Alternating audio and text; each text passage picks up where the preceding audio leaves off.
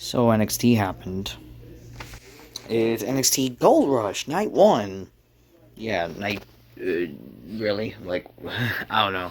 They're doing night two next week, and night two is like already pre-taped because they decided to do both shows at Madison Square Garden. It's not even Madison Square Garden. It's like the freaking like MSG Theater Hall or something like that.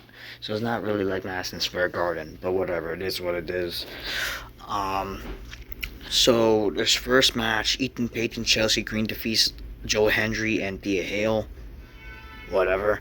Lola Vice speaks to Jordan Grace and Chelsea Green at Ethan Page's win. Grace brought up the TNA Knockouts World Champion Kalana James, who showed up claiming that they are beating them all. And Vice and Jordan argued, and Jordan telling Grace that she's just jealous, whatever. Yeah, what a waste of I guess, like, supposedly, big Thea and Joe Hendry union or something.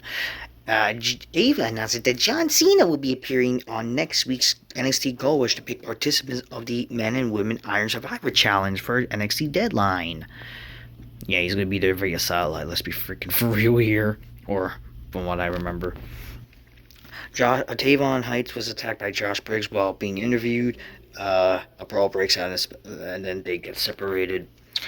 Second match, Blake Monroe defeated Sol Ruka after Zarya threw the towel to surrender on behalf of Sol.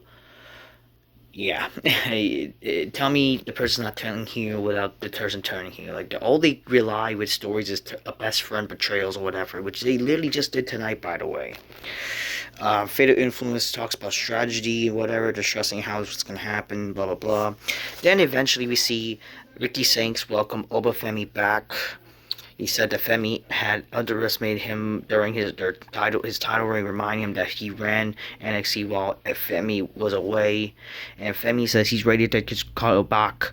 I'm your daddy.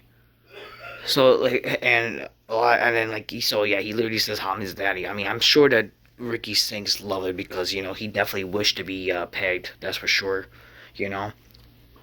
That's what Ricky Sings is. He's literally like the butt, for God's sakes, and he didn't even freaking not like deny it, for God's sake. So it's like you could tell like he's okay with it, and even the fans are, because you literally looks like literally the gay version of The Rock. That's for sure. Saints accepts the challenge, agreed that they'll face at Deadline. So this whole Gold Rush for these shows, and not even the NXT titles being defended. Whatever. I don't know. So much for show called Gold Rush or whatever. Then Trick Williams interrupts.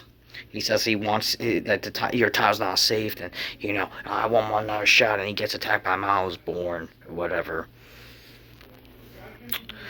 Backstage, we see Miles Bourne gets scolded by Ava, but then the brawl with Taven Knights, Josh Briggs to carry on, which who the fuck really cares at the end of the day. Third match, Darkseid defeats Javon Evans and Leon Slater, whatever. Backstage, we then see Evolve champion Kendall Greenwood and Sinclair talking about strategy and blah blah blah. We then see a vignette for the LFG Season 2 winner, Shahula Hill. He's basically just a streamer Bray Wyatt, which I can tell. So, whatever. This is announced for next week, guys, and a bunch of dumb matches, whatever. Sol Ruka upset at Zarya for throwing the towel. Then Zarya says she just doesn't want her to get injured again, and then please forgive me and join me for the speed title match and blah blah blah. And the main event, Jacy Jane wins back the women's title after the cooling. So the cooling turns on Tatum Paxley for whatever reason. And that leads to, so Izzy Dame attacks her during the match by hitting her big boot, but the referee was distracted, and the cooling then got in the ring and stand tall over her, leading, whatever, it was her name. Yeah, Jacy Jane hit her forearm move or whatever, and, So yeah, the cooling. I never got this group. I don't even know I don't even remember their fucking name. So much for this, and who really cares? I don't know. Like, wouldn't it make sense if just like after the match, like freaking Izzy Dame turn on Tatum, like if she wants to be the champion? I feel like that would make more sense. You just basically had your friend or suppose a future rival just easily lose a title that could lead you to be in the title picture. or whatever. I mean, yeah, it's just literally just every storyline with WWE or under the Triple H umbrella, along with NXT, is just typical heel turn, best friend betrayal. Watch is gonna be next Zarya and Sol Ruka, so whatever. So a lot of just dumb, pointless jobber title matches and not really much story or care for. I mean, sure, story, but it's just typical, and who really cares at the end of the day with the heel turn. So that's NXT Gold. That's NXT's Gold Rush Night 1. Not much excitement, that's for sure. Till next time, peace. Yeah, bye.